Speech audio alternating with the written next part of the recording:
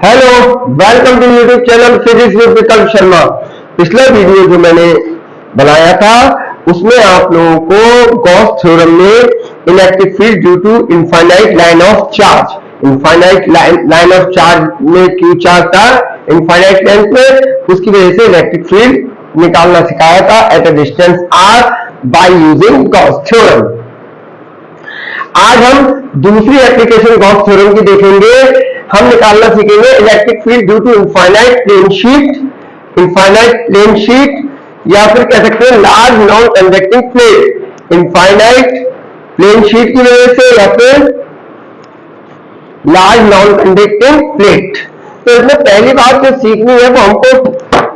ये सीखनी है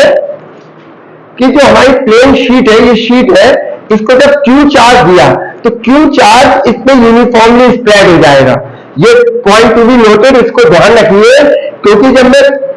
कंडक्टिंग नॉन कंडक्टिंग वाला आज केस करा रहा हूं, जब कंडक्टिंग वाला केस कराऊंगा तो उसमें भी आपको कल कराऊंगा, मोर प्रोबेबली है कि कल में वो कराऊं, तो उस समय आपको ये याद रखना है कि नॉन कंडक्टिंग वाली शीट को या प्लेट पे जब क्यू चार्ज दिया जाता है तो उसकी एक सरफेस पे यूनिफॉर्मली स्प्रेड हो जाता है। देखिए मैंने यहां लिख रखा है वन सरफेस और यूनिफॉर्मली स्प्रेड होता है, यानी ऐसा नहीं है कि यहां पे ज्यादा है, यहां कम, यहां बिल्कुल कम, यहां बहुत ज्यादा, यहां कम, सब जगह एक साथ चार्ज स्प्रेड होता है, यूनिफॉर्मली स्प्रेड चार्ज हो जाता है क्यू चार्ज। लेकिन एक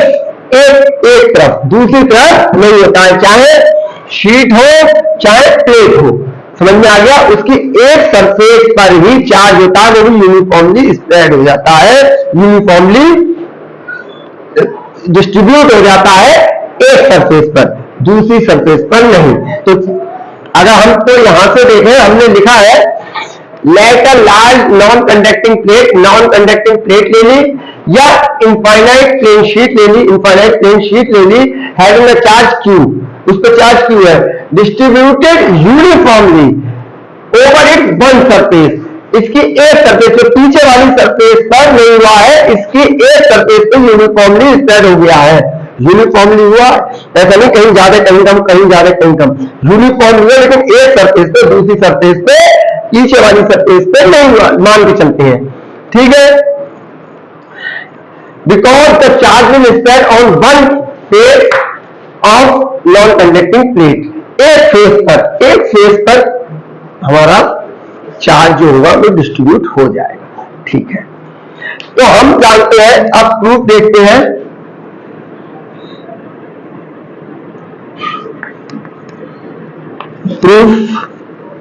प्रूफ क्या निकालना है, डेरिवेशन है, प्रूफ हटाओ। अगर उसने क्वेश्चन दिया होता प्रूफ करने को तत्काल प्रूफ हटा दो। Surface charge density, surface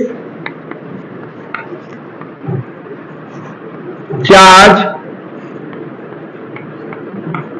density, surface charge density क्या होता है? Charge,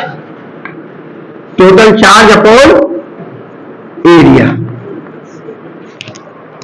total charge upon area.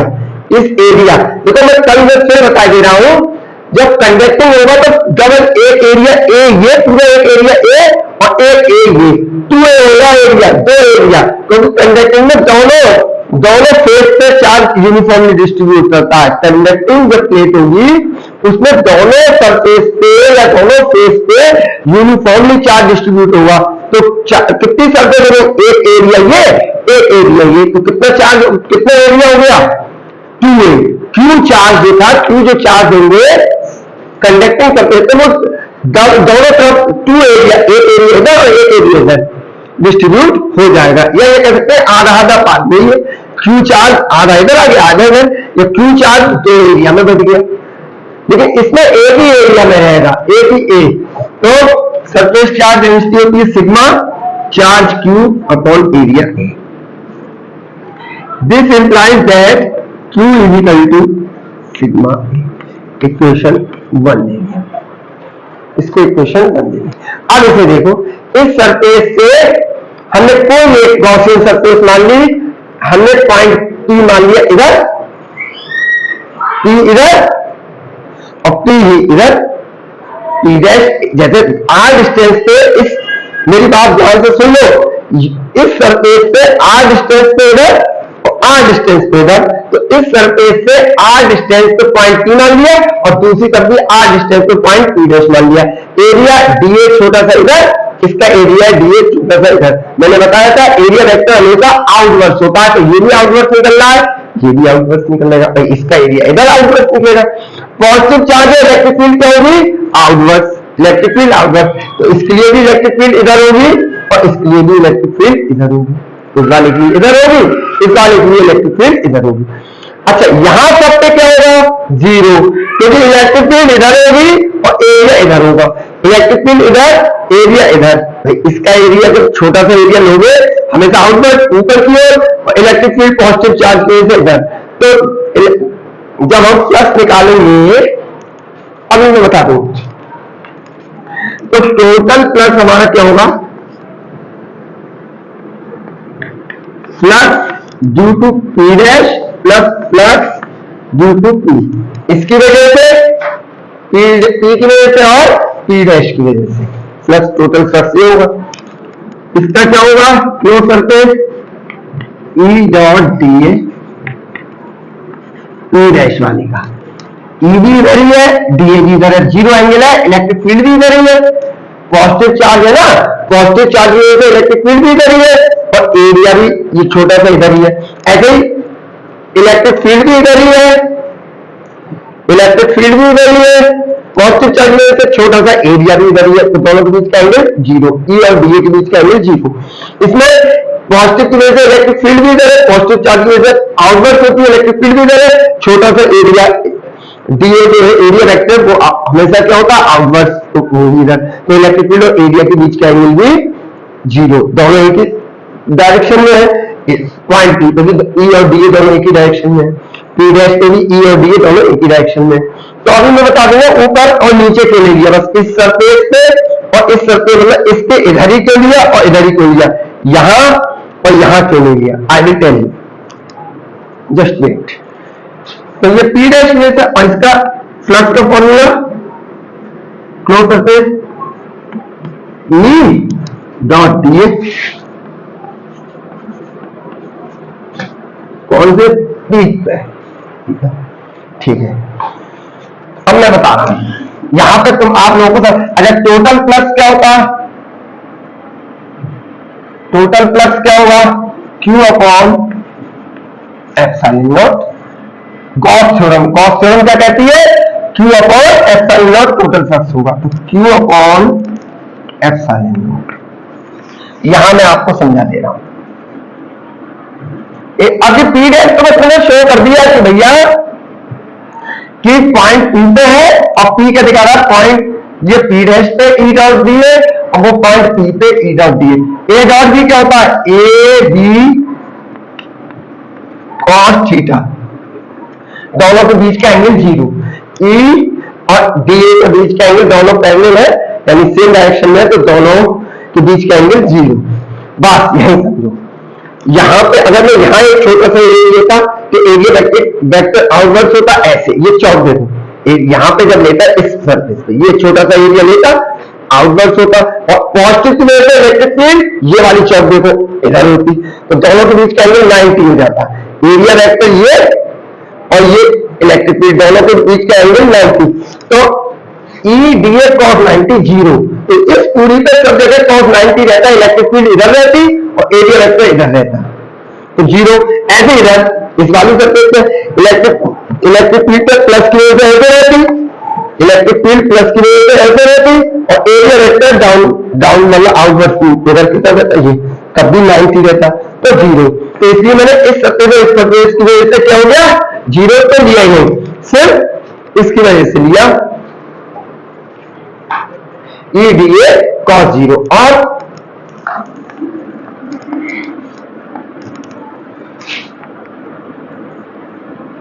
EDA cos zero, is that clear. इसमें दोनों E और A एक ही डायरेक्शन में है, P डैश पे पॉइंट P डैश पे भी E और DA एक ही डायरेक्शन में है, यानी इनके बीच की जीरो। बाकी ऊपर यहां एरिया वेक्टर इधर होगा, इलेक्ट्रिक फील्ड इधर होगा जीरो, एरिया वेक्टर इधर होगा तो इलेक्ट्रिक फील्ड इधर होगी तो 0 90 मतलब 0 मतलब cos 90 हो जाएगा। ए डॉट बी जब लगाओगे ए डॉट बी क्या होता है ए बी cos बीच का एंगल इलेक्ट्रिक एरिया वेक्टर इधर होता और इलेक्ट्रिक फील्ड इधर तो बीच का एंगल 90 होने की वजह से cos 90 0 तो पूरी चीज 0 हो जाती है। ऐसे ही इधर इलेक्ट्रिक फील्ड इधर होती एरिया वेक्टर इधर होता बीच का एंगल 90 की वजह से ये वाली 0 हो जाती तो कुल मिला के यही वाली सरफेस रह गई। ठीक है तो अब बेटा मैं ये ऊपर का रद्द कर दे रहा हूं। ठीक है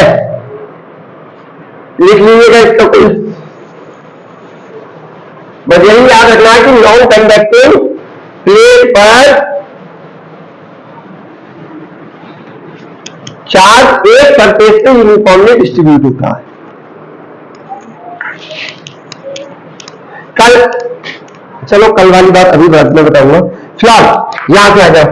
तो Q upon epsilon not is equal to क्या होता है cos 0 तो 1 EDA प्लस EDA ये P डैश में से ये P की वजह से बस नोट करना था यहां पे दिखाना था कि ये P डैश से P फिर पॉइंट बता देंगे तो EDA और EDA 2ED अरे x प्लस x 2x तो 2 EDA EDA 2 EDA Q upon epsilon not. इसके बाद ये रद्द करना है यहां कर दूं बस 2 लाइनों का काम है। ठीक है कर दीजिए तो Q upon epsilon not 2E बाहर ले लो ये तो कांस्टेंट है यूनिफॉर्म इलेक्ट्रिक फील्ड है E बाहर ले लिया DA का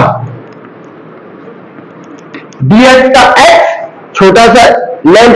dx टोटल लेंथ x तो DA छोटा सा एरिया A पूरा DA में छोटा सा एरिया दिया था ये दोनों तरफ A DA का A हो जाएगा पूरा एरिया इसी पूरे एरिया की वजह से तो निकालनी है नॉन कंडक्टिंग शीट प्लेट पे तो DA का क्या हो जाएगा बहुत बार करा होगा इंटीग्रल में dx क्या है प्रति DA का तो इलेक्ट्रिक फील्ड निकालनी थी खत्म हो गया कहानी। E इक्वल टू यहां से क्या हो जाएगा रब कर दूं अब तो इसका भी कोई जरूरत नहीं है थोड़ा सा अब तो ये आपको लिख लिया आपने